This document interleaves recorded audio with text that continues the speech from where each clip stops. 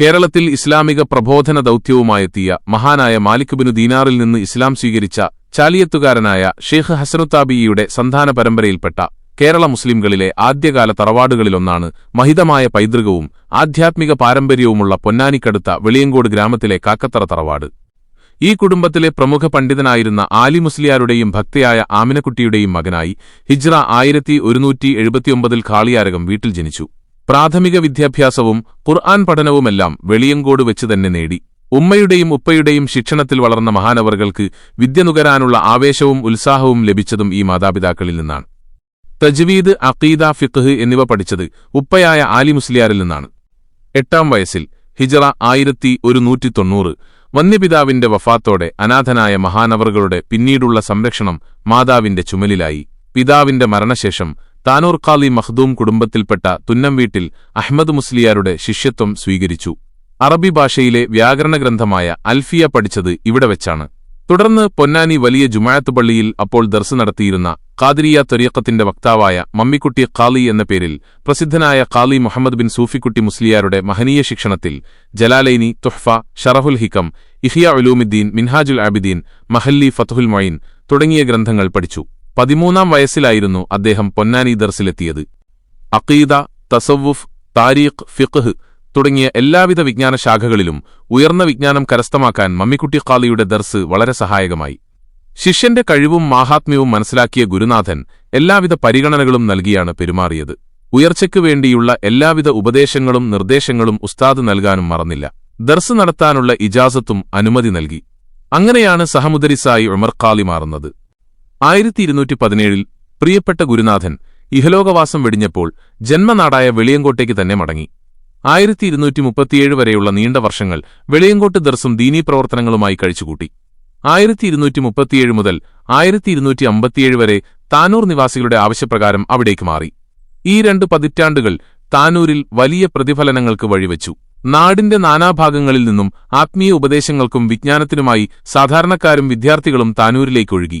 അങ്ങനെ താനൂർ വലിയൊരു വിദ്യാഭ്യാസ കേന്ദ്രമായി മാറി. എന്നാൽ കേരളത്തിന്റെ മക്കയായ പൊന്നാനി മഹാനവറുകൾ പിരിഞ്ഞതോടെ ശ്രദ്ധിക്കപ്പെടാതായി.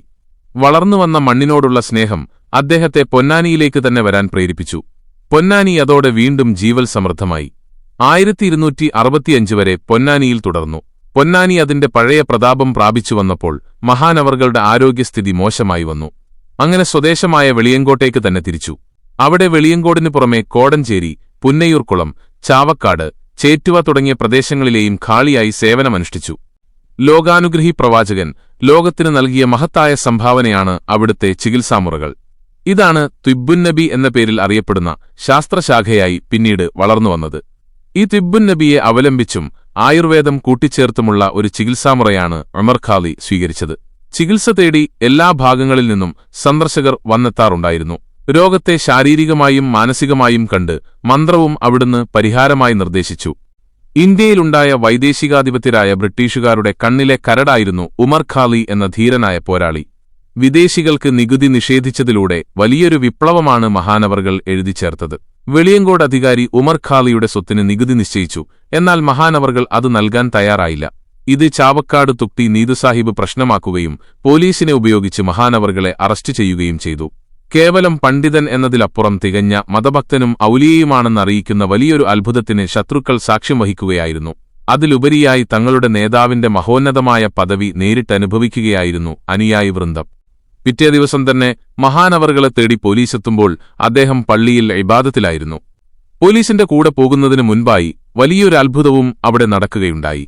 സന്തത സഹചാരിയായിരുന്ന സൈനുദ്ദീൻ എന്ന മരക്കാരോട്, "ഓ മരക്കാർ, നീ ഉറങ്ങുകയാണോ? ഞാൻ ബ്രിട്ടീഷുകാരുടെ ജയിലിലേക്ക് പോവുകയാണ്" എന്ന് പറഞ്ഞപ്പോൾ ഖബർ പിളർന്നതായാണ് ചരിത്രകാരന്മാർ രേഖപ്പെടുത്തുന്നത്.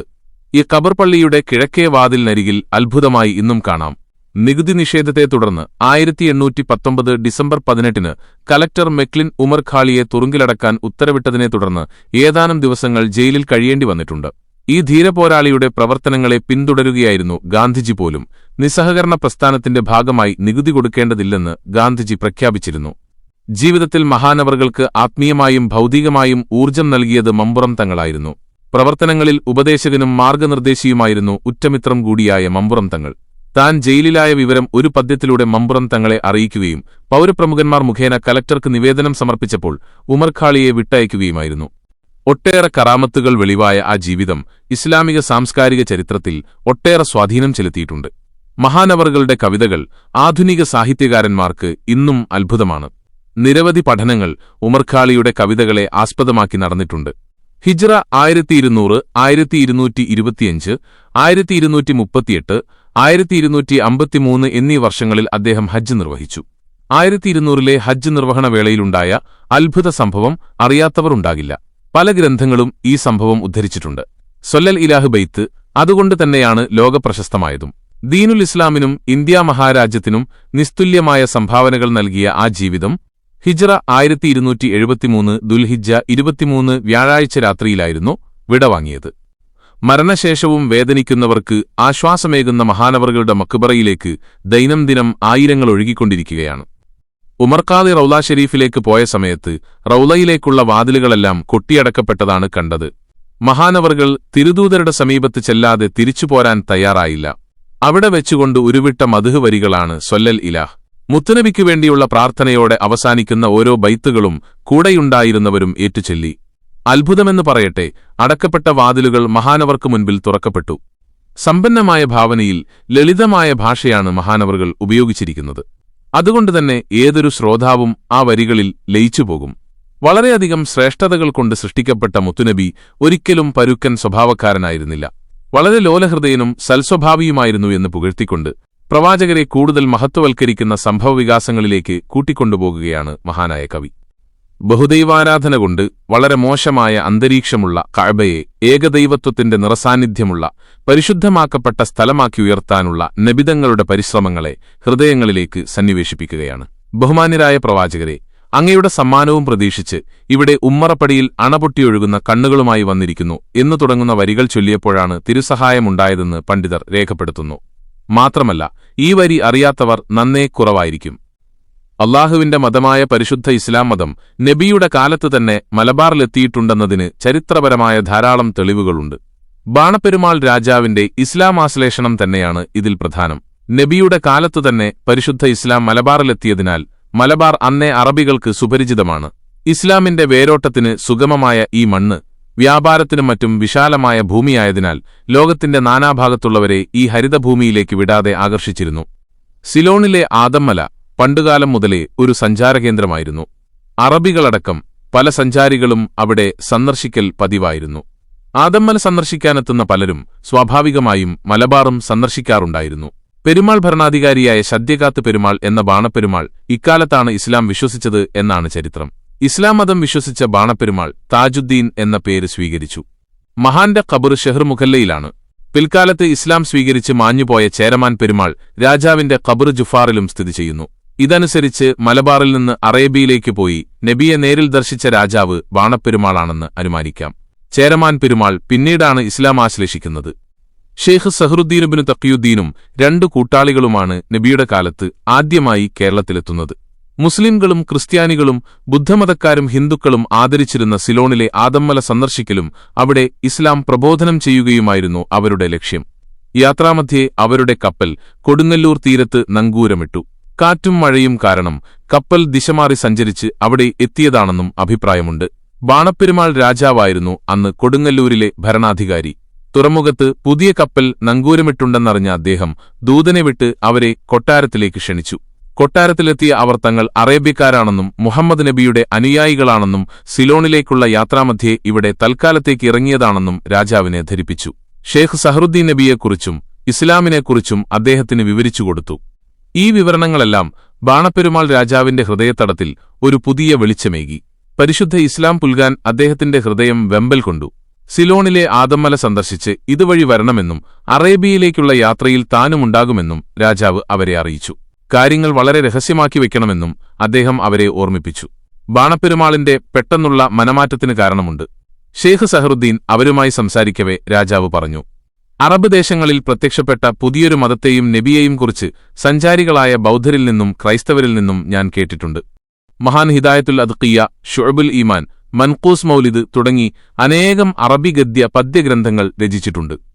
പോർച്ചുഗീസുകാരോട് സമരം ചെയ്യാൻ കേരളീയരെയും വിശിഷ്യ മുസ്ലിം ലോകത്തെയും ആഹ്വാനം ചെയ്തുകൊണ്ടദ്ദേഹം ഒരു അറബി കാവ്യം രചിച്ചിട്ടുണ്ട്. ആഖീസ് അഗ്ലിൽ ഈമാനി അലാ ജിഹാദി അബ്ദത്തിൽ ബാനി എന്നാണ് ആ ഗ്രന്ഥനാമം. പൊന്നാനിയിലെ ചരിത്രപ്രസിദ്ധമായ ജുമുഅത്ത് പള്ളി സ്ഥാപിച്ചത് മഹാനാണ്. പൊന്നാനിയിലെ ദർസ് പരിഷ്കരിച്ചതും വിപുലീകരിച്ചതും മഹാനാണ്. ഹിജ്റ 928 ഷ്ബാൻ 26 മഹാൻ വഫാത്തായി. മഹാന്റെ മകനായ ഷെയ്ഖ് അബ്ദുൽ അസീസ് മഅബരിയും സഹോദരപുത്രനായ ഷെയ്ഖ് സൈനുദ്ദീൻ മഖ്ദൂം രണ്ടാമനും പൊന്നാനി ദർസിനെ പുരോഗതിയിൽ നിന്ന് പുരോഗതിയിലേക്കുയർത്തി. ഫതുഹുൽ മുഈൻ, ഇർഷാദുൽ ഇബാദ്, തുഹ്ഫത്തുൽ മുജാഹിദീൻ, അൽ അജ്വിബ തുടങ്ങിയ ഗ്രന്ഥങ്ങളുടെ കർത്താവാണ് ഷെയ്ഖ് സൈനുദ്ദീൻ മഖ്ദൂം രണ്ടാമൻ. തസ്വൂഫിന് പ്രാധാന്യമുള്ള സിലബസായിരുന്നു മഖ്ദൂമുമാരുടെ സിലബസ്. താനൂർ ദർസിൽ നിന്നും വിട്ടതിനുശേഷം തന്റെ 13-ാം വയസ്സിൽ പൊന്നാനി ദർസിൽ ചേരാൻ മഹാൻ ഉമർ ഖാലി പോയി. അന്നിവിടത്തെ പ്രധാന മുദരിസ് മഹാനായ മമ്മിക്കുട്ടി മുസ്ലിയാറായിരുന്നു. അന്ന് പൊന്നാനി ദർസിൽ പ്രവേശനാനുമതി ലഭിക്കണമെങ്കിൽ വലിയ പാടായിരുന്നു. മഹാനായ മമ്മിക്കുട്ടി ഖാലി അഖീദ, ഫിഖ്ഹ്, നഹ്വ് എന്നീ വിഷയങ്ങൾ മഹാനോട് ചോദിച്ചു. എല്ലാ ചോദ്യങ്ങൾക്കും മഹാൻ കൃത്യമായി മറുപടി പറഞ്ഞു. അങ്ങനെ മമ്മിക്കുട്ടി ഖാലിയുടെ അടുത്തുനിന്ന് കിതാബോദാൻ അവസരം ലഭിച്ചു. ചെറുപ്പത്തിലെ ഗ്രന്ഥപാരായണവും പഠനവുമായി കഴിഞ്ഞു. 10 വയസ്സിനകം വിശുദ്ധ ഖുർആൻ നിയമാനുസൃതം പാരായണം ചെയ്തു ശീലിച്ചു. പ്രാഥമിക പാഠങ്ങൾ അറബിക്കവി കൂടിയായ പിതാവിൽ നിന്നും വശമാക്കി. തിരൂരങ്ങാടി, കൊണ്ടോട്ടി തുടങ്ങിയ മുസ്ലിം കേന്ദ്രങ്ങളിൽ ശരീഅത്ത് വിധിപ്രകാരം തീർപ്പ് കൽപ്പിച്ചിരുന്നു. മഖ്ദൂം പരമ്പരയിലെ 16-ാമൻ അലി ഹംബൻ മഖ്ദൂം 1-ാമനിൽ നിന്നാണ് ഉന്നത പഠനം തുടങ്ങിയത്.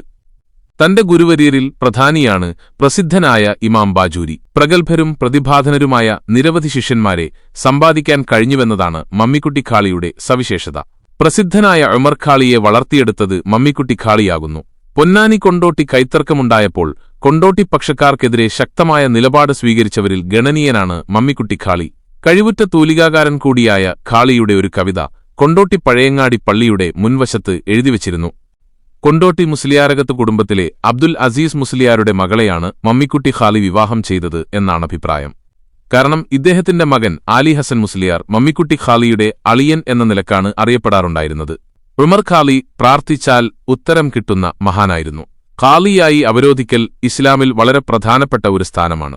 ഖാലിയുടെ ഖലാഇന് അഥവാ വിധിക്ക് മതപരമായി പ്രത്യേകതകളേറെയാണ്.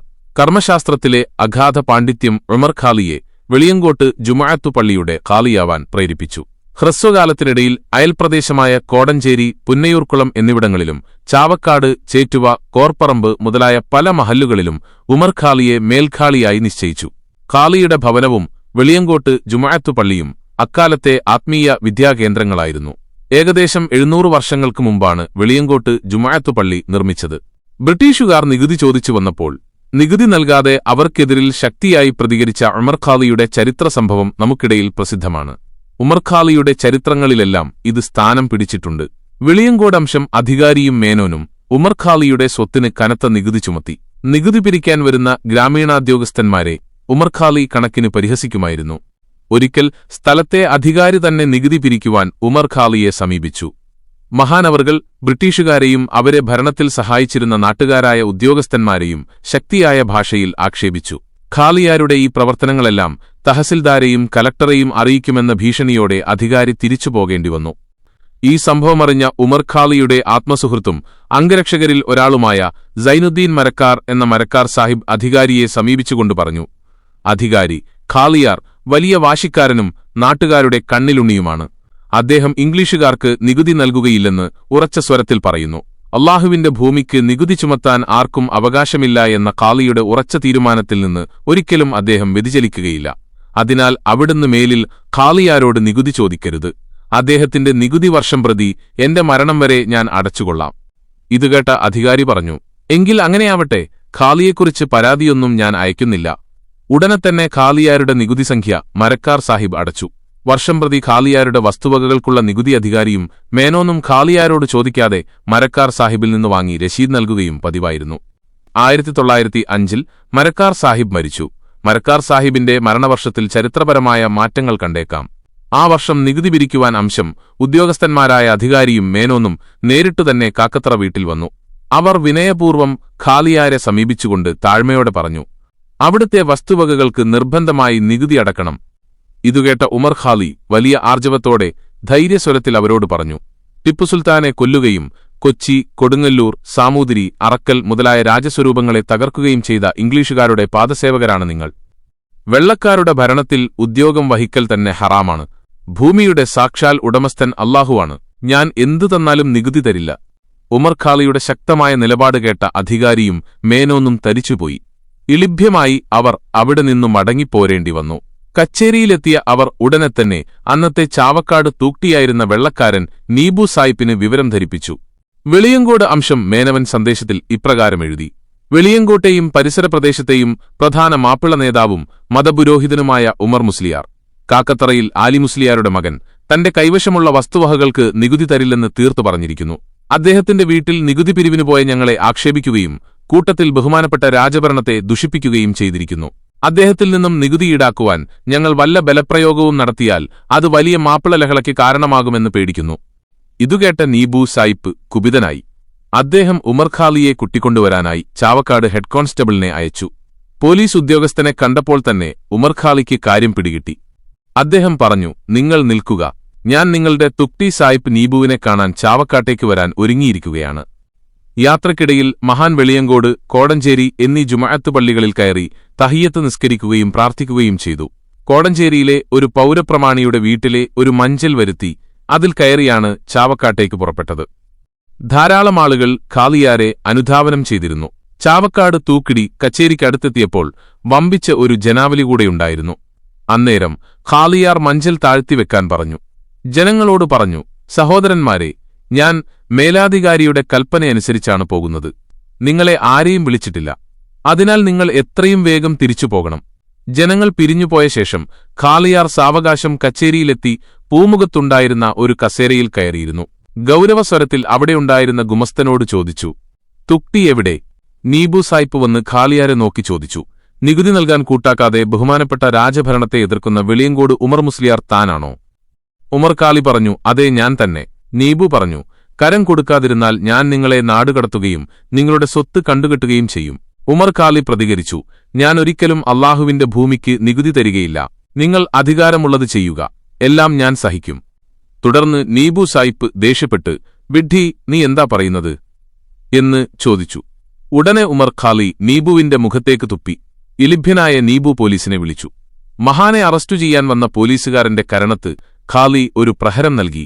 ഒടുവിൽ നീബുവിന്റെ ഉത്തരവനുസരിച്ച് പോലീസുകാർ ഉമർ ഖാലിയെ അറസ്റ്റു ചെയ്തു ചാവക്കാട് ജയിലിലടച്ചു. ജയിലിലെ അത്ഭുത സംഭവങ്ങൾ. ലോക്കപ്പ് മുറിയിൽ ആമമില്ലാതെയാണ് ഖാലിയെ പാർപ്പിച്ചിരുന്നത്. സായിപ്പിന്റെ മുഖത്തു തുപ്പിയ വിവരം നാട്ടിലാകെ പരന്നു. ഉമർ ഖാലി ജയിലിൽ നിസ്കാരത്തിലും ദിക്റിലുമായി കഴിഞ്ഞുകൂടി. പോലീസുകാർ കൊണ്ടുവന്ന ഭക്ഷണം മഹാൻ കഴിച്ചില്ല. അർദ്ധരാത്രിയായപ്പോൾ വുളൂഇന് വെള്ളം ആവശ്യപ്പെടുകയും നിസ്കരിക്കുകയും ചെയ്തു. നേരം പുലർന്നപ്പോൾ കാവൽക്കാർ ഞെട്ടിപ്പോയി. ജയിലിനുള്ളിൽ ഉമർ ഖാലിയെ കാണാനില്ല. പൂട്ട് ആരും തുറന്നിട്ടുമില്ല. മഹാനായ ഉമർ ഖാലി തന്റെ കറാമത്തിനാൽ ജയിലിൽ നിന്നു അപ്രത്യക്ഷനായി. വാർത്ത കേട്ട നീബു അന്തം വിട്ടുപോയി. ഉമർ ഖാലിയെ ഉടനെ തന്നെ കോഴിക്കോട് കച്ചേരിയിൽ ഹാജരാക്കാൻ കലക്ടർ ഉത്തരവിട്ടു. ഉടൻ തന്നെ പോലീസ് സംഘം വെളിയങ്കോട്ടെത്തി വീട് വളഞ്ഞു. എന്നാൽ അപ്പോഴേക്കും ഉമർ ഖാലി കോടഞ്ചേരി പള്ളിയിലെത്തി തഹജ്ജുദ് നിസ്കാരവും കഴിഞ്ഞ് ലുഹാ നിസ്കാരത്തിന് ശേഷം ഒരു വിശ്വസ്ത സുഹൃത്തിനെ വിളിച്ചു. ഉമർ ഖാലി തന്റെ സുഹൃത്തിനെ വരുത്തിക്കൊണ്ടു പറഞ്ഞു: മാന്യസഹോദര, ഞാൻ ചാവക്കാട് ലോക്കപ്പ് മുറിയിൽ നിന്നും അല്ലാഹുവിന്റെ അനുഗ്രഹത്താൽ രക്ഷപ്പെട്ടതാണ്. എന്നെ പിടിക്കാൻ വേണ്ടി ഒരു കൂട്ടം പോലീസുകാർ എന്റെ വീട് വളഞ്ഞിരിക്കുന്നു. അതിനാൽ നീ ഉടനെ നാട്ടിൽ പോയി അവരോടിങ്ങനെ പറയണം: ഉമർ ഖാലി പള്ളിയിലാണുള്ളത്, ഉടനെ അവിടെ എത്തുന്നതാണ്. ആ സുഹൃത്ത് ഉടനെ തന്നെ വെളിയങ്കോട് കാക്കത്തറ ഭവനത്തിലെത്തി പോലീസുകാരോട് വിവരം ധരിപ്പിച്ചു. ഉടനെ തന്നെ ഉമർ ഖാലി ഒരു മഞ്ചൽ വരുത്തി വെളിയങ്കോട്ടേക്ക് യാത്ര പുറപ്പെട്ടു. വമ്പിച്ച ഒരു ജനാവലി മഹാനവറുകളുടെ മഞ്ചലിനെ പിന്തുടർന്നിരുന്നു. വഴിമധ്യേ പോലീസുകാരെ കണ്ടുമുട്ടി. അവർ വിനയാന്വിതരായിക്കൊണ്ടു പറഞ്ഞു: നിങ്ങൾ മഞ്ചലിൽ നിന്നിറങ്ങുക. നിങ്ങളെ അറസ്റ്റ് ചെയ്തു കോഴിക്കോട് ആപ്പീസിൽ ഹാജരാക്കുവാൻ ബഹുമാനപ്പെട്ട കലക്ടർ കൽപ്പിച്ചിരിക്കുന്നു. ഉമർ ഖാലി പറഞ്ഞു: ശരി, നമുക്ക് കോഴിക്കോട്ടേക്ക് പോകാം. അതിന്ന് ഞാൻ മഞ്ചലിൽ നിന്നിറങ്ങേണ്ടതുണ്ടോ? ഹെഡ് കോൺസ്റ്റബിൾ മറുപടി നൽകി: താങ്കൾ അറസ്റ്റു ചെയ്യപ്പെട്ട രാജ്യദ്രോഹിയാണിപ്പോൾ. കുറ്റക്കാർ ഇത്തരം സുഖസമ്പുഷ്ടമായ നിലയിൽ യാത്ര ചെയ്യുന്നത് അനുവദനീയമല്ല. ഉമർ ഖാലി അതിനിപ്രകാരം മറുപടി പറഞ്ഞു: അത് നിങ്ങളെന്നെ നിർബന്ധമായി കൊണ്ടുപോകുമ്പോഴത്തെ നിയമമാണ്. ഞാനാണെങ്കിൽ ഇപ്പോൾ എന്റെ വാഹനത്തിൽ കലക്ടറെ കാണാൻ നിങ്ങളോടൊപ്പം വരുന്ന ആളാണ്. അവസാനം പോലീസുകാർക്ക് ഉമർ ഖാലിയുടെ മുമ്പിൽ അടിയറവ് പറയേണ്ടി വന്നു. അവർ പറഞ്ഞു: അവിടുന്നു മഞ്ചലിൽ തന്നെ വന്നാൽ മതി. അങ്ങനെ പോലീസുകാർ മഞ്ചലിനെ അനുഗമിച്ചുകൊണ്ട് നടന്നു. യാത്ര ഉമർഖാളിയുടെ തട്ടകമായ വെളിയങ്കോട്ട് എത്തിച്ചേർന്നു. അവിടെ എത്തിയപ്പോൾ അദ്ദേഹം വെളിയങ്കോട്ടെ വലിയ ജുമുഅത്ത് പള്ളിയിൽ കയറി തഹിയ്യത്ത് നിസ്കരിക്കുകയും ദീർഘനേരം പ്രാർത്ഥിക്കുകയും ചെയ്തു. ശേഷം പള്ളിയിൽ നിന്നിറങ്ങി മുൻഭാഗത്ത് വന്ന് 2 കൊല്ലം മുമ്പ് മരണപ്പെട്ട തന്റെ സുഹൃത്തായ മരക്കാർ സാഹിബിന്റെ മക്ബറക്കരികിൽ വന്ന് ദുആ ചെയ്തു. തുടർന്ന് അദ്ദേഹം ഖബറിലുള്ള സുഹൃത്തിനോടായി പറഞ്ഞു, ഞാൻ ബ്രിട്ടീഷുകാരുടെ ജയിലിലേക്ക് പോവുകയാണ്. താൻ ജീവിച്ചിരിപ്പുണ്ടായിരുന്നുവെങ്കിൽ ഇങ്ങനെയൊന്നും സംഭവിക്കുമായിരുന്നില്ലല്ലോ. താൻ സുഖനിദ്രയിൽ ലയിച്ചിരിക്കുകയാണല്ലോ, നമുക്ക് കാണാം. ഇതും പറഞ്ഞ് ഉമർഖാളി ആ മക്ബറയുടെ മുകളിൽ ഒരു കൈകൊണ്ട് പതുക്കെ ഒന്നിടിച്ചു. ഉടനെ തന്നെ കുമ്മായത്തിൽ പടുത്ത ആ കല്ലുകൾ 2 ഭാഗമായി പിളർന്നു. ആ ശബ്ദം കേട്ട ഉമർഖാളി പറഞ്ഞു, വേണ്ട, താങ്കൾ എഴുന്നേൽക്കണ്ട. അത് ലോകനീതിക്കെതിരായ ഒരു സംഭവമായിത്തീരും. ഇവരുടെ ജയിലെല്ലാം എനിക്ക് പുല്ലാണ്. ഞാനത് സഹിച്ചുകൊള്ളാം. എനിക്കതിൽ വലിയ നേട്ടങ്ങളുണ്ട്. ഒരുപക്ഷേ അത് ഭാവി തലമുറക്ക് ഒരു മാതൃകയായേക്കാം. ഈ മക്ബറക്കു അന്നുണ്ടായ പിളർപ്പ് ഇന്നും വെളിയങ്കോട് ജുമുഅത്ത് പള്ളിയുടെ മുമ്പിലുള്ള മരക്കാർ സാഹിബിന്റെ ഖബറിന്മേൽ കാണാം. അപ്പോഴേക്കും പള്ളിയുടെ മൈതാനത്ത് ജനസമുദ്രം തടിച്ചുകൂടി. അവരെല്ലാം ഖാലിയാരുടെ നിർദ്ദേശം ലഭിച്ചാൽ എന്തും ചെയ്യാൻ തയ്യാറായിരുന്നു. ക്ഷുഭിതരായ ജനക്കൂട്ടത്തെ നോക്കി ഉമർഖാളി പറഞ്ഞു, സഹോദരന്മാരെ, മലബാർ കളക്ടർ മെക്ലിൻ എന്നോട് കോഴിക്കോട് ഹജ്ജൂറിൽ ഹാജരാകാൻ കൽപ്പിച്ചിരിക്കുകയാണ്. ഇവിടെ വന്ന പോലീസുകാർ നല്ലവരാണ്. അവർ അവരുടെ ജോലി നിർവഹിക്കുവാൻ വന്നതാണ്. ഞാൻ മഞ്ചലിൽ തന്നെയാണ് കോഴിക്കോട്ടേക്ക് പോകുന്നത്. നിങ്ങളെല്ലാവരും എത്രയും വേഗം സമാധാനത്തോടും സന്തോഷത്തോടും കൂടി അവരവരുടെ വീടുകളിലേക്ക് മടങ്ങണം. മഹാനായ ഖാലിയാരുടെ വാക്കുകൾ കേട്ട് ജനങ്ങളും കുടുംബങ്ങളും വേദനയോടെ പിരിഞ്ഞുപോയി. ശേഷം ഉമർഖാളി മഞ്ചലിൽ കയറി കോഴിക്കോട്ടേക്ക് യാത്ര തുടർന്നു. പിറ്റേ ദിവസം രാവിലെ 9 മണിക്ക് ഉമർഖാളിയും പോലീസുകാരും കോഴിക്കോട് ഹാളിലെത്തി. കളക്ടർ മെക്ലിൻ സായിപ്പ് 10 മണിക്കെത്തിയപ്പോഴേക്കും ഹജൂർ പരിസരം ജനങ്ങളാൽ നിറഞ്ഞിരുന്നു. മാപ്പിളമാർ അക്രമാസക്തരാവുമെന്ന് കലക്ടർ ഭയപ്പെട്ടു. കലക്ടർ ജനങ്ങളെ നോക്കി പുഞ്ചിരിച്ചുകൊണ്ട് പറഞ്ഞു, മഹാനായ വെളിയങ്കോട് ഉമർ മുസ്ലിയാരെ ഇവിടെ കൊണ്ടുവന്നിരിക്കുന്നത് അദ്ദേഹത്തെ ഉപദ്രവിക്കാനല്ല, മറിച്ച് പല കാര്യങ്ങളും സംസാരിക്കാനാണ്. അതിനാൽ നിങ്ങളെല്ലാം സമാധാനത്തോടെ പിരിഞ്ഞുപോകണം.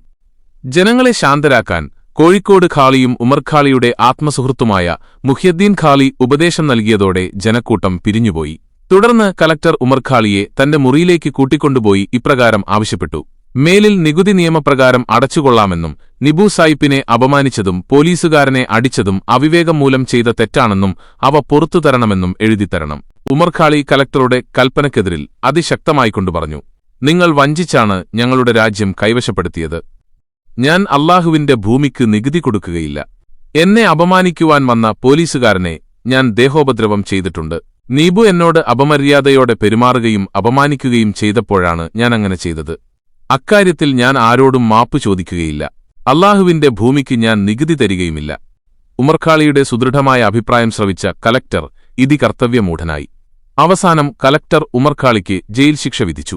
ഈ ശിക്ഷാവിധിയുണ്ടായത് 1819 ഡിസംബർ 18 അങ്ങനെ മഹാനും പണ്ഡിതനും ഗ്രന്ഥകാരനും സുഫിയും കവിയും വലിയുമായ വെളിയങ്കോട് ഉമർഖാളി ഏതാനും ദിവസങ്ങൾ ജയിലിൽ താമസിക്കേണ്ടിവന്നു. ജയിൽവാസവും മമ്പുറം തങ്ങളുമായുള്ള ബന്ധവും അക്കാലത്ത് കലക്ടറുടെ പ്രത്യേക അനുമതിയോടുകൂടി പലമത പണ്ഡിതന്മാരും സമുദായ നേതാക്കളും കുടുംബാംഗങ്ങളും ഖാലിയാരെ ജയിലിൽ സന്ദർശിക്കാറുണ്ടായിരുന്നു. ജയിൽ ജീവിതകാലത്ത് മഹാൻ പൂർവോപരി ആത്മീയ സംസ്കരണം നേടി. ജയിൽവാസകാലത്ത് മഹാനവറുകൾ തന്റെ ഷേഖായ ഖുതുബുസ്സമാൻ സയ്യിദ് അലവി മൗലദവീല മമ്പുറം തങ്ങൾക്ക് ഒരു അറബി കവിത സന്ദേശമയച്ചിരുന്നു. കാവ്യസന്ദേശം ലഭിച്ചപ്പോൾ അത് വായിച്ച മമ്പുറം തങ്ങൾ കണ്ണുനീർ പൊഴിച്ചു. മലബാറിലെ മുസ്ലിം പൗരപ്രധാനികളെ തങ്ങൾ വിളിച്ചുവരുത്തി ഖാലിയാരുടെ കാവ്യസന്ദേശം അവരെ അറിയിച്ചു. ജനങ്ങൾ രോഷാകുലരായി. ഇവിടുന്ന് കൽപ്പിച്ചാൽ കോഴിക്കോട് ജയിൽ പൊളിച്ച് മിർവാദിയെയും കൊണ്ടുവരാൻ ഞങ്ങൾ സന്നദ്ധനാണെന്ന് ജനങ്ങൾ തങ്ങളെ അറിയിച്ചു. അക്രമം കാണിക്കരുതെന്ന് തങ്ങൾ അവരെ ഓർമ്മപ്പെടുത്തി. അങ്ങനെ മമ്പുറം തങ്ങൾ അടക്കമുള്ള പൗരപ്രധാനികൾ ഉമർഖാളിയെ എത്രയും വേഗം വിട്ടയക്കണമെന്ന ഒരു നിവേദനം കലക്ടർക്കയച്ചു. മാപ്പിളമാർ അക്രമസക്തരായി കുഴപ്പങ്ങളുണ്ടാക്കുമോയെന്നു ഭയന്ന കലക്ടർ ഖാളിയാരെ വേഗം തന്നെ വിട്ടയച്ചു. ജയിൽമോചിതനായ ഉമർഖാളി മമ്പുറത്തെത്തി തന്റെ ആത്മീയ ഗുരുവിനെ കണ്ടു സംസാരിച്ചു വെളിയങ്കോട്ടേക്ക് യാത്ര തിരിച്ചു. ബ്രിട്ടീഷ് വിരുദ്ധതയും നിലപാടുകളും മഹാനായ വെളിയങ്കോട് ഉമർഖാളി തന്റെ ഷേഖായ ഖുതുബുസ്സമാൻ മമ്പുറം തങ്ങളെപ്പോലെ തികഞ്ഞ ബ്രിട്ടീഷ് വിരോധിയായിരുന്നുവെന്ന് കഴിഞ്ഞ സംഭവങ്ങളിൽ നിന്ന് നമുക്ക് വ്യക്തമായി ബോധ്യപ്പെട്ടു. നികുതി പിരിക്കുവാൻ വെളിയങ്കോട് കാക്കത്തറ മനത്തിൽ അധികാരിയും മേനോനുമെത്തിയപ്പോൾ കാളിയാർ പറഞ്ഞത്, ടിപ്പുസുൽത്താനെ കൊല്ലുകയും കൊച്ചുകൊടുങ്ങല്ലൂർ സാമൂതിരി അറക്കൽ രാജവംശങ്ങളെ തകർക്കുകയും ചെയ്ത ഇംഗ്ലീഷ് പാദസേവകരാണ് നിങ്ങൾ. വെള്ള നസ്രാണികളുടെ ഭരണത്തിൽ ഉദ്യോഗം വഹിക്കൽ തന്നെ ഹറാമാണെന്നാണ്. ബ്രിട്ടീഷ് ഭരണത്തിൽ ശമ്പളം പറ്റി ജോലി ചെയ്യൽ ഹറാമാണെന്നാണ് ഉമർഖാളിയുടെ മേൽ വാക്കുകളിൽ തെളിഞ്ഞു നിൽക്കുന്നത്. എന്നിട്ടും ചിലർ പറയുന്നു ഉമർഖാളി ബ്രിട്ടീഷ് വിരോധിയല്ലെന്ന്. കോഴിക്കോട് കലക്ടർ മെക്ലിൻ സായിപ്പിനോട് ഉമർഖാളി പറഞ്ഞത്, നിങ്ങൾ വഞ്ചിച്ചാണ് ഞങ്ങളുടെ രാജ്യം കൈവശപ്പെടുത്തിയതെന്നാണ്. ബ്രിട്ടീഷുകാർ വഞ്ചകരാണെന്നാണ് ഉമർഖാളി ധീരമായി ബ്രിട്ടീഷുകാരന്റെ മുഖത്തു നോക്കി പറഞ്ഞത്. മാത്രമല്ല, ടിപ്പു സുൽത്താനെ ബ്രിട്ടീഷുകാർ വധിച്ചത് നീതിയല്ലെന്നാണ് ഖാളിയാരുടെ പ്രഖ്യാപനം. മുസ്ലിം പൈതൃകം തുടച്ചുനീക്കാൻ ബ്രിട്ടീഷുകാർ ശ്രമിച്ചതിനെതിരെയും ഖാളിയാർ ആഞ്ഞടിച്ചിരുന്നു. ചരിത്രത്തിൽ തികഞ്ഞ ബ്രിട്ടീഷ് വിരോധിയായ ഖാളിയായെ മാത്രമേ നമുക്ക് ദർശിക്കാൻ കഴിയുകയുള്ളൂ. ബ്രിട്ടീഷ് ഭരണത്തോടുള്ള പ്രതിഷേധത്തിന്റെ പശ്ചാത്തലം. നൂറ്റാണ്ടുകളോളം നിരവധി അധിനിവേശ ശക്തികളുടെ ഇഷ്ടഭൂമിയായിരുന്നു ഇന്ത്യയെങ്കിലും ഭാരതീയ ജനത അവരോടെല്ലാം ഏറെക്കുറെ സമരസപ്പെട്ടു പോയ ചരിത്രമാണുള്ളത്. പക്ഷെ ബ്രിട്ടീഷുകാരോട് മാത്രം നമ്മൾ ശക്തമായ പ്രതിഷേധവും അസഹിഷ്ണുതയും കാണിച്ചതിനു പിന്നിൽ പല കാരണങ്ങളുമുണ്ട്. അവരുടെ വിവേചന നയത്തിന്റെയും അടിച്ചമർത്തൽ ഭരണത്തിന്റെയും ലാഭക്കൊതിയുടെയും അതിരുവിട്ട പ്രയാണങ്ങൾ സ്വാഭാവികമായും സമൂഹത്തിൽ പ്രതിഷേധമുയർത്തുകയായിരുന്നു. പ്രതിഷേധത്തിന്റെ പാശ്ചാത്തലങ്ങൾ ചരിത്രത്തിന്റെ ഭാഗമാണ്. വെള്ളക്കാരനോടുള്ള വെറുപ്പ് ഘട്ടം ഘട്ടമായി വളർന്ന് സായുധ വിപ്ലവത്തിലേക്ക് നയിക്കുകയാണുണ്ടായത്. ആത്മീയ ജീവിതവും സാമൂഹിക സേവനവും. ഉമർഖാളി നിരവധി മഹല്ലുകളിലെ ഖാളിയായിരുന്നുവല്ലോ. അതുകൊണ്ടുതന്നെ മഹല്ലു സംസ്കരണത്തെ സംബന്ധിച്ച് നല്ല ബോധമുള്ള പണ്ഡിതനും ഖാളിയുമായിരുന്നു മഹാനവർകൾ. സുബഹി നിസ്കാരത്തിന് പള്ളിയിലെത്തുന്നവർക്ക് മഹാൻ നസ്വീഹത്തു ഉപദേശം നൽകുമായിരുന്നു. പാവപ്പെട്ടവരെ കണ്ടറിഞ്ഞ് സഹായിക്കുമായിരുന്നു. വെളിയങ്കോട് നിവാസികളെ ജമാഅത്ത് നിസ്കാരങ്ങളിലും ജുമുഅ, പെരുന്നാൾ, ഗ്രഹണ നിസ്കാരങ്ങളിലും പങ്കെടുപ്പിക്കുന്നതിൽ മഹാൻ വളരെയധികം ശ്രദ്ധിച്ചിരുന്നു. അതുകൊണ്ടുതന്നെ മഹല്ലത്തിലെ ജനങ്ങൾക്ക് നോമ്പ് നിസ്കാരവും ഉപേക്ഷിക്കാൻ ധൈര്യം വന്നിരുന്നില്ല. വർഷത്തിൽ ഉമർഖാളിക്ക് വിവിധ മഹല്ലുകളിൽ നിന്ന് ധാരാളം സംഖ്യകൾ ലഭിച്ചിരുന്നു. ഉമർഖാളി കൂടുതൽ സ്വതക്ക നൽകിയിരുന്ന മാസം റമളാനായിരുന്നു. റമളാൻ മാസത്തിൽ തന്നെ എല്ലാ വർഷവും മഗ്രിബ് നിസ്കാരശേഷം ലോകപ്രശസ്തനും ആശിഖീങ്ങളുടെ നേതാവുമായ ഇമാം മുഹമ്മദ് അബീബകരിൽ ബഗ്ദാദിയുടെ ലോകപ്രശസ്ത നബികീർത്തനമായ ഖസീദത്തുൽ വിത്രിയ എന്ന അറബി കാവ്യസമാഹാരം ചൊല്ലി അർത്ഥവും വിശദീകരണവും ഉമർഖാളി ജനങ്ങളെ കേൾപ്പിക്കുമായിരുന്നു. നാടിന്റെ നാനാഭാഗത്തുനിന്നും ജനങ്ങൾ പ്രസ്തുത മജ്ലിസിൽ വന്നെത്തുമായിരുന്നു. ഉമർഖാളിയുടെ നിർദ്ദേശപ്രകാരം മഹാന്റെ പ്രമുഖ ശിഷ്യനായ അബ്ദുറഹ്മാൻ മഖ്ദും പൊന്നാനി പ്രസ്തുത കാവ്യസമാഹാരത്തിന് അറബി മലയാളത്തിലായി നല്ലൊരു വ്യാഖ്യാനം എഴുതിയത് പ്രസിദ്ധീകരിച്ചിട്ടുണ്ട്. എല്ലാവർക്കും മാതൃകയായിരുന്നു ഖാളിയവർകൾ. അർഹിക്കുന്നവരെ മഹാൻ കണ്ടറിഞ്ഞു സഹായിക്കുമായിരുന്നു. സഹായം തേടി വന്നവരെ നിരാശപ്പെടുത്താറില്ലായിരുന്നു. സ്വന്തം കൈയിൽ കാശില്ലെങ്കിൽ കടം വാങ്ങിയിട്ടെങ്കിലും ചോദിച്ചു വരുന്നവരെ സഹായിക്കുമായിരുന്നു. മതകർമ്മങ്ങളിൽ പ്രതിബദ്ധത കാണിക്കാത്തവരെ മുഖം നോക്കാതെ തുറന്നെതിർത്തിരുന്നു. അനേകമാളുകൾ മഹാന്റെ നസ്വീഹത്ത് കാരണം സന്മാർഗികളായിട്ടുണ്ട്. മറ്റു സമുദായങ്ങൾക്കും ഇസ്ലാമിനെ പരിചയപ്പെടുത്തുന്നതിലും ഖാളിയാർ പ്രത്യേകം താൽപര്യം കാണിച്ചിരുന്നു. ആരാധനാമുറകളും ഹജ്ജ് യാത്രയും. മഹാനായ ഉമർഖാളിയുടെ നമസ്കാരം ഭക്തിസാന്ദ്രമായിരുന്നു. വിശുദ്ധ ഖുർആൻ പാരായണ വേളയിൽ മഹാന്റെ കണ്ണുകളിൽ നിന്ന് അശ്രുഗണങ്ങൾ പ്രവഹിച്ചിരുന്നു. റമളാൻ മാസത്തിൽ ഉമർഖാളി അവസാനത്തെ 10 ദിവസം വെളിയങ്കോട് ജുമുഅത്ത് പള്ളിയിൽ ഇഅ്തികാഫിലായിരുന്നു. വാർദ്ധക്യകാലത്ത് പോലും മഹാൻ ഇതിൽ വീഴ്ച വരുത്തിയിട്ടില്ല. റമളാൻ നോമ്പിന് പിറകെ സുന്നത്ത് നോമ്പ് നോൽക്കുന്നതിലും നിഷ്കർഷത പുലർത്തിയിരുന്നു. തിങ്കൾ, വ്യാഴം എന്നീ ദിവസങ്ങളിൽ സുന്നത്ത് നോമ്പ് നോൽക്കുമായിരുന്നു. എല്ലാ സമയത്തും വുളൂഅ് ഉണ്ടാകുമായിരുന്നു. ഫിഖ്ഹിൽ കർമ്മശാസ്ത്രം. ഇമാം ഇബ്നു ഹജർ ഹൈതമിയുടെ തുഹ്ഫയും തസ്വവുഫിൽ ആത്മീയത. ഇമാം ഗസാലിയുടെ ഇഹ്യാ ഉലൂമുദ്ദീനും മഹാന് പ്രത്യേക താൽപര്യമായിരുന്നു. ഹിജ്റ 1209 ഉമർഖാളിയുടെ ഹജ്ജ് യാത്ര. ഹജ്ജിനായി വെളിയങ്കോട്ടുനിന്നു മഹാനവർകൾ മഞ്ചലിൽ കോഴിക്കോട്ടേക്ക് യാത്ര തിരിച്ചു. അന്നത്തെ കോഴിക്കോട് ഖാളിയായിരുന്ന ഖാളി മുഹ്യദ്ദീൻ അവർകളുടെയും മറ്റുള്ളവരുടെയും ആശീർവാദത്തോടെ കോഴിക്കോട് നിന്ന് ബോംബെയിലേക്ക് കപ്പൽ കയറി. ആ യാത്രയിലായിരുന്നു മഹാന്റെ മഖാസ്വിദുന്നികാഹ് എന്ന ഗ്രന്ഥം ബോംബെയിലെ മീർഗനി പ്രസിൽ നിന്നും പ്രിന്റ് ചെയ്തിരുന്നത്. കേരളത്തിലെ ലിത്തോ പ്രസ് ആരംഭിക്കുന്നതിനു മുമ്പ് കേരളത്തിലെ പണ്ഡിതന്മാരുടെ ഗ്രന്ഥങ്ങൾ അച്ചടിക്കാറുള്ളത് ബോംബെയിലെ പ്രസിൽ നിന്നായിരുന്നു. ബോംബെയിൽ നിന്നും ഉമർഖാളി നിരവധി മലയാളികളോടൊപ്പം മക്കയെ ലക്ഷ്യമാക്കി യാത്ര തിരിച്ചു. ആ യാത്രയിൽ ഹജ്ജിന്റെ അമീറായി അവരെല്ലാം മഹാന് നിശ്ചയിച്ചു. ആ വർഷത്തിൽ ഈദുൽ ഫിത്ർ അഥവാ ചെറിയ പെരുന്നാൾ അവരെല്ലാം കപ്പലിൽ വെച്ചുതന്നെയായിരുന്നു ആഘോഷിച്ചിരുന്നത്. ഹജ്ജിനെയും ഉംറയെയും സംബന്ധിച്ച് എല്ലാവർക്കും ക്ലാസുകൾ എടുത്തു നൽകിയായിരുന്നു മഹാനവറുകളുടെ യാത്ര. പലരുടെയും രോഗങ്ങൾ മഹാന്റെ മന്ത്രവും ചികിത്സയും കാരണം ഭേദമായി. ജിദ്ദ തുറമുഖത്ത് കപ്പലിറങ്ങിയ അവർ ഒട്ടകസംഘത്തോടൊപ്പം മക്കയിലെത്തി ഉംറയും ഹജ്ജും നിർവഹിച്ചു. ശേഷം മുത്തുനബിയുടെ റൗളാ സിയാറത്തിനായി മദീനയിലേക്ക് തിരിച്ചു. പ്രവാചക പ്രണയത്താൽ തുളുമ്പുന്ന ഖസ്വീദത്തുൽ ഉമരിയ എന്ന കാവ്യസമാഹാരം മഹാന്റെ ഇഷ്ഖ് വിളിച്ചോതുന്നതാണ്. മദീനയിലെത്തിയ ഖാളിയാർ മസ്ജിദുന്നബവിയിൽ വെച്ച് നിസ്കരിച്ച ശേഷം റൗളയുടെ സമീപത്തേക്ക് നീങ്ങി ദീർഘനേരം ദുആ ചെയ്തു. ആ ഇഷ്ഖ് കവിതകളായി പുറത്തേക്ക് പ്രവഹിച്ചപ്പോൾ അറബ് സാഹിത്യ സാമ്രാട്ടുകളെപ്പോലും വെല്ലുന്ന ആ ആശയഗാംഭീര്യത്തിൽ അവിടെ കൂടി നിന്നവർ ലയിച്ചുപോയി. ആ നിമിഷത്തിൽ റൗളയുടെ അടക്കപ്പെട്ട കവാടം താനെ തുറക്കപ്പെടുകയും മഹാനവറുകൾ അകത്തെ കാഴ്ചകൾ കണ്ട് സായുജ്യമടയുകയും ചെയ്തു. ഹൃദയബന്ധവും അത്ഭുത രോഗശാന്തിയും. വെളിയങ്കോട്ടുകാരനായ ഹംസ വിഷബാധയേറ്റ് മരണാസന്നനായി കിടക്കുമ്പോൾ ഖാലിയാരെ കാണാൻ ആഗ്രഹിച്ചു. വിവരമറിഞ്ഞെത്തിയ ഖാലിയാർ ഹംസയുടെ ശിരസിൽ കൈവച്ച് അസ്മാഉൽ ഹുസ്ന ചൊല്ലി മന്ത്രിച്ചു. ശേഷം പുഞ്ചിരിയോടെ പറഞ്ഞു, ഹംസേ, നിന്റെ രോഗം അല്ലാഹു സുഖപ്പെടുത്തും. എന്റെ മരണശേഷമല്ലാതെ നീ മരിക്കുകയില്ല. ഖാലിയാർ പറഞ്ഞതുപോലെ തന്നെ ഹംസ സുഖം പ്രാപിക്കുകയും വർഷങ്ങൾക്ക് ശേഷം ഖാലിയാരുടെ മയ്യിത്ത് നിസ്കാരത്തിൽ പങ്കെടുത്ത ശേഷമാണ് അദ്ദേഹം മരണമടഞ്ഞതും. അബൂബക്കർ ഹാജിയുടെ മടങ്ങിവരവ്. വെളിയങ്കോട്ടുകാരായ അഹ്മദ് മുസ്ലിയാരും അബൂബക്കർ ഹാജിയും ഹജ്ജിന് പോയപ്പോൾ അബൂബക്കർ ഹാജി ഒട്ടകപ്പുറത്തുനിന്ന് വീണ് പരിക്കേറ്റു. വിവരമറിയാതെ നാട്ടിലെത്തിയ അഹ്മദ് മുസ്ലിയാർ ഹാജി മരിച്ചുവെന്ന് കരുതി കുടുംബത്തെ വിവരമറിയിച്ചു. എന്നാൽ ഇതറിഞ്ഞ ഉമർ ഖാലി പറഞ്ഞു, വെറും കേട്ടുകേൾവിയുടെ അടിസ്ഥാനത്തിൽ അദ്ദേഹം മരിച്ചെന്ന് വിശ്വസിക്കരുത്. പള്ളിയിൽ കയറി തഹിയ്യത്ത് നിസ്കരിച്ച ശേഷം ഖാലിയാർ പ്രവചിച്ചു, നിന്റെ സഹോദരന് ആപത്തൊന്നുമില്ല, 2 മാസത്തിനുള്ളിൽ അദ്ദേഹം നാട്ടിലെത്തും. ഖാലിയാർ പറഞ്ഞ കൃത്യം ദിവസം തന്നെ ഹാജി തിരിച്ചെത്തി. താൻ സുരക്ഷിതനായി തിരിച്ചെത്തിയാൽ വെളിയങ്കോട് ജുമുഅത്ത് പള്ളി പുതുക്കിപ്പണിയുമെന്ന് അദ്ദേഹം നേർച്ചയാക്കിയിരുന്നു. അങ്ങനെ ഹിജ്റ 1275 പള്ളി പുനരുദ്ധാരണം നടത്തി. മഴയ്ക്കു വേണ്ടിയുള്ള പ്രാർത്ഥന, ഇസ്തിസ്ഖ. ഒരിക്കൽ കുന്നംകുളത്തും പരിസരത്തും കടുത്ത വരൾച്ച കാരണം ജനങ്ങളും മൃഗങ്ങളും വലഞ്ഞു. വിവരമറിഞ്ഞെത്തിയ ഖാലിയാർ അവർക്കായി ഒരു തമ്പ് നിർമ്മിക്കാൻ ആവശ്യപ്പെട്ടു. തമ്പിനുള്ളിലിരുന്ന് പ്രാർത്ഥനാനിരതനായ മഹാൻ ഉറക്കെ ദുആ ചെയ്തു. ഉടൻ തന്നെ ആകാശം കറുത്തിരുണ്ട് ശക്തമായ മഴ പെയ്യാൻ തുടങ്ങി. നാടെങ്ങും വെള്ളത്താൽ നിറയുകയും ജനങ്ങൾ സന്തുഷ്ടരാവുകയും ചെയ്തു. മഹാനവറുകളുടെ വഫാത്ത് ഹിജ്റ 1273. റമളാൻ മാസത്തിൽ തറാവീഹ് നിസ്കാരത്തിനിടെ മഹാനവറുകൾക്ക് ശാരീരിക അസ്വസ്ഥതകൾ അനുഭവപ്പെട്ടു. വഫാത്താകുന്നതിനു മുമ്പ് തന്നെ പള്ളിയുടെ കിഴക്ക് ഭാഗത്ത് തനിക്ക് ഖബർ കുഴിപ്പിച്ചു വച്ചിരുന്നു. വൈദ്യൻ പരിശോധിച്ചപ്പോൾ അടുത്ത വെള്ളിയാഴ്ച നന്നായി കുളിക്കാം എന്ന് പറഞ്ഞത് തന്റെ വഫാത്തിനെക്കുറിച്ചാണെന്ന് മഹാൻ തിരിച്ചറിഞ്ഞു.